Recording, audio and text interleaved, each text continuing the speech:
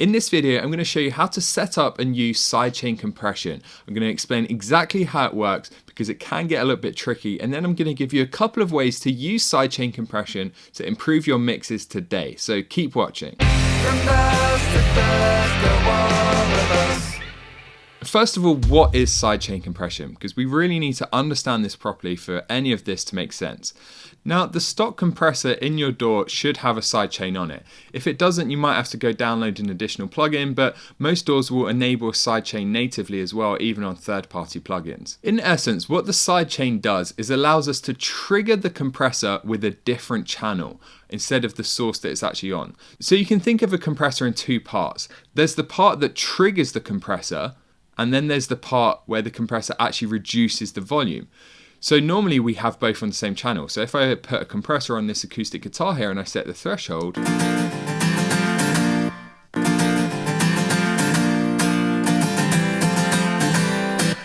the compression is triggered by the acoustic, and every time the acoustic gets louder, the compressor is clamping down more. And then the thing that it's actually clamping down on, the thing that it's actually compressing, is the channel itself too. But we can split that up so that we actually use something else to trigger the compressor, but then still compress the acoustic guitar. And that's where this trick really starts to become useful. So we start by setting our sidechain to another channel in the track. So we could just select our vocal down here, which is our lead vocal. You can see here, it's just called vocal. So that's it. We've set the vocal as a sidechain. So now what's going to happen is the compressor is going to clamp down when the vocal gets louder, because we're using the vocal to actually trigger the compressor. But then because we've got the plugin on the acoustic channel, it's going to compress the acoustic guitar. It's going to be easier just to show you. So have a listen and look what's going on with this meter. Keep moving keep moving keep moving keep moving on. So hopefully there you notice that the needle moves when the vocalist is singing, even though we've got this compressor on this acoustic guitar channel. And that's because we set the vocal as a sidechain. And also if you listen, what happens is the acoustic guitar gets much quieter when the vocalist is singing, and then as soon as the vocals stop, the acoustic guitar comes up in volume. Keep moving keep moving keep moving keep moving keep moving on. So now we have to think of these controls a little differently, because the threshold is basically the one controlling the vocal. So this is saying, okay, well, we're setting a threshold on the vocal so that when the vocal hits a certain point, we're going to start compressing. But then all the other controls are still affecting the acoustic guitar, because how much we compress by, how fast or slow the attack and release are, how much makeup gain we're applying, well, that's all being applied to the acoustic itself. All we're really using is this threshold control now to dictate how much of the vocal we're picking up on. So if I use no threshold, keep moving the compressor's not been triggered because we haven't set the threshold low enough that the vocal's actually crossing that threshold. Whereas if we set this down here, keep moving the vocal's now going above that minus 34 dB point. If we set it all the way down, keep moving keep moving keep moving. you can really see what's going on now. So that's how it works. With your DAW, you might have to do it on a bus instead. So with Logic, it's really handy. I can just go to audio and just pick one of my normal audio channels. But in some cases, you have to set up a bus. So to do that, we might create a new bus here. And we're going to bus the audio, so let's just say 30. And we want to set this to 0. So right now, that's not actually going anywhere. It created this new channel for us, but we can just mute that. And if we wanted, we could hide it, delete it, something like that. But now we actually have this audio going to bus 30. So now we go into our compressor and we can go to bus, and you can see it tells us here, it gives us a little hint, that's the vocal that's being sent to it, and we're going to have the exact same thing. Keep moving keep moving keep moving. So there you go, that's how you set up, and hopefully that gives you an understanding of what's actually going on behind the scenes. So now let's talk about some practical applications of this. Now in this video, I'm going to focus on the applications within the mixing process, because you can actually use sidechain compression to create pumping bass lines and pumping synths, and it's quite a popular technique in a lot of EDM and that kind of stuff. But I'm not going to cover that here. Instead, I'm going to focus on some really useful techniques we can use during the mix. So the first one is using sidechain compression to control an instrument and get it out of the way of the vocal. So we're already doing this here with the example I gave you. We just need to back this off and make it a little more subtle. So the acoustic guitar is kind of getting in the way of the vocal in this chorus. Keep moving on. Keep moving I want it to be quite loud in the mix because it's playing a really important role in the track, and I want it to be front and center to give it that kind of singer-songwriter vibe. But at the same time, it is getting in the way of the vocal a bit. Now we've already got this set up, so luckily we can just turn this on and tweak the settings a bit more. So first of all, we just want to adjust the threshold so that the vocal is actually triggering the compressor. Keep moving on. Cool, and then we want to reduce the ratio because we probably don't want it that aggressive. Somewhere between 2 and 3 is going to give us enough compression. Keep moving on. Now we're still applying 5 dB of gain reduction, which is pretty drastic. When it comes to sidechain compression in this context, we're just trying to drop the instrument that's competing with the vocal just a couple of dB while the vocal's in. We don't want it to be this huge noticeable difference in volume. We just want to subtly kind of nudge it down a bit to create a bit more room in the mix for the vocal. So now I'm going to tweak the threshold and the ratio just to get kind of 2-3 dB of gain reduction. Keep moving on. Keep moving on. Keep moving on. Cool. Makeup gain, I'm not actually going to apply any because we're trying to dip the guitar when the vocal comes in, so we don't want to then bring up the volume even more. So I'm going to leave that as it is, make sure auto gain is off. Then the attack and release we can just tweak a bit so that it sounds more natural. If we use a fast attack, the acoustic's going to come back up in the mix quicker, but that could sound a bit unnatural because it can just suddenly get louder. If we use too slow a release, we're not actually going to get the acoustic coming into the mix between the different phrases. Keep moving on. So it still works, but it's taken quite some time to actually bring the acoustic back up. So we're just going to use kind of like a medium attack and a medium release. Keep moving on. Keep moving on. And I'm actually going to use a bit of a faster attack so that as soon as the vocal comes in, it drops that acoustic a bit. Keep moving on. And I'm going to make the release a bit slower because it's kind of coming in quite quickly at the moment. Keep moving on. Keep moving on. Keep moving on. So let's do a comparison. So this is without any sidechain compression. Keep moving on. Keep moving on. And then with. Keep moving on. Keep moving on. So really focus on the vocal because that's where it's the most obvious. If you focus on the acoustic, you're going to hear it kind of dropping in volume anyway. But if you just focus on the vocal and how easy it is to hear that in the context of everything else, then you'll notice with this sidechain compression, it just has a bit more space in the mix because we're dropping that acoustic. Keep moving on. Keep moving on. Keep moving on. Keep moving on. So there you go, that's it. And we can also do this on buses. So if we wanted to reduce the whole drum kit, we could do it on the drum bus. And even though I did it on the acoustic bus here, we only have the acoustic going to it. I've just bussed the DI and the mic together to mix them at the same time. But we can do it on whole groups of instruments. You can even do it on all the instruments. So sometimes before I've taken the piano, the electric, the drums, the acoustic and the bass and sent all of these to a bus that I would then call instruments. And then I can actually move the sidechain compression there so that we're dipping pretty much the whole mix besides the vocal. Keep moving on. Keep moving on. Keep moving on.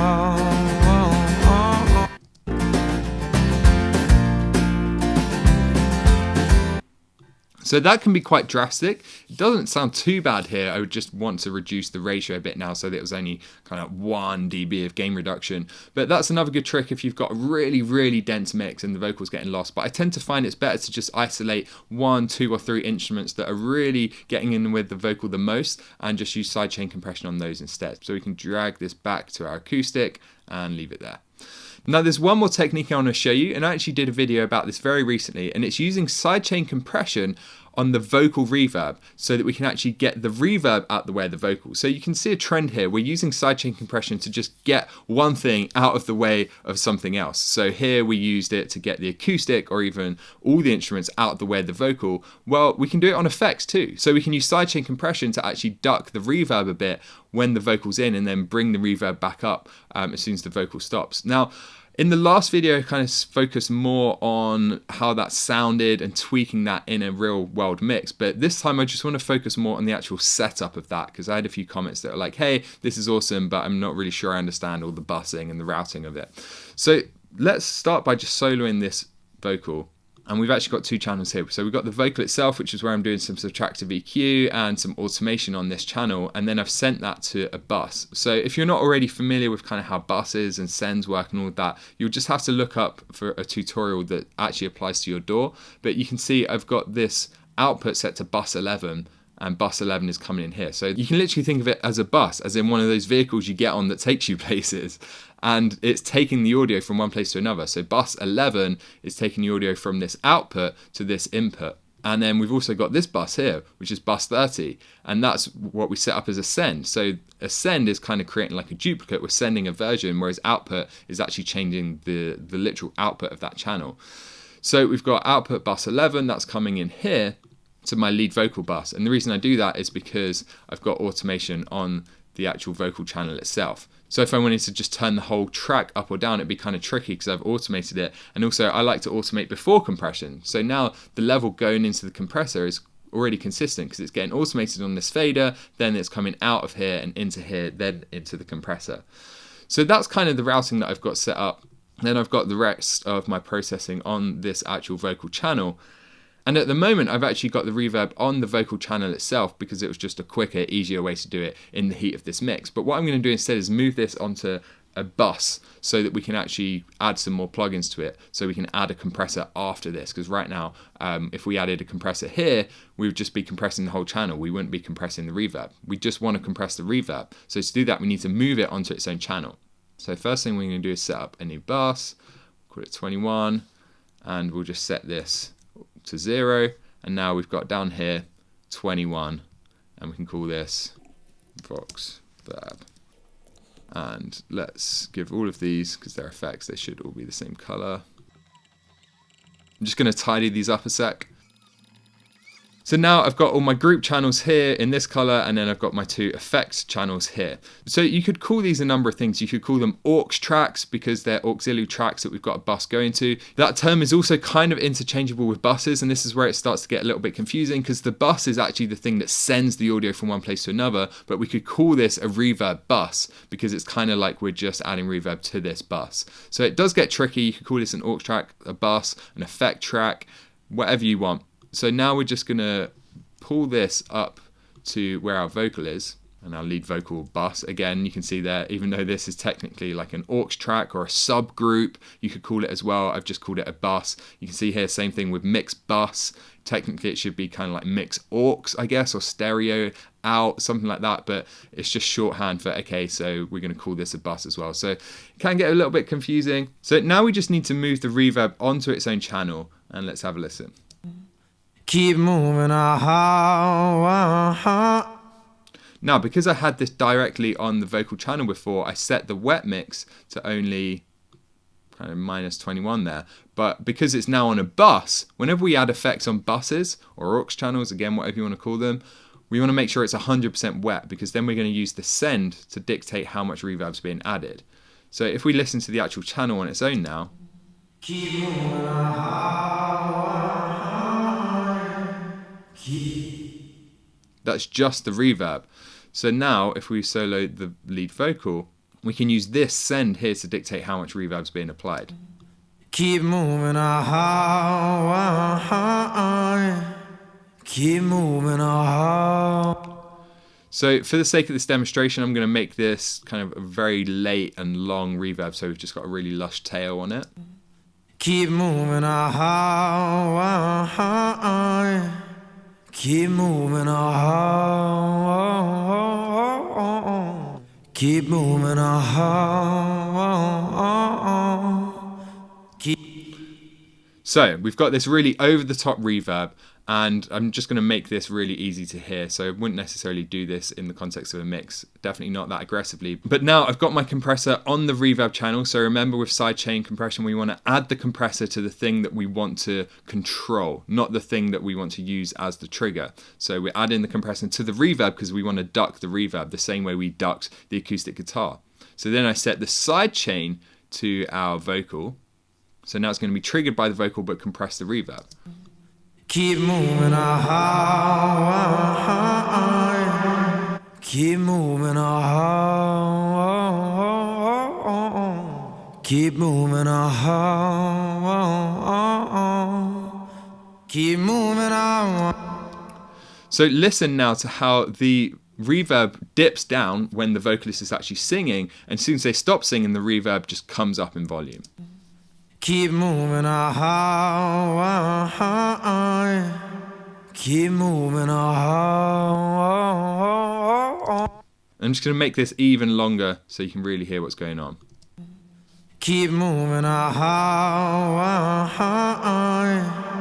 Keep moving on. Keep moving on.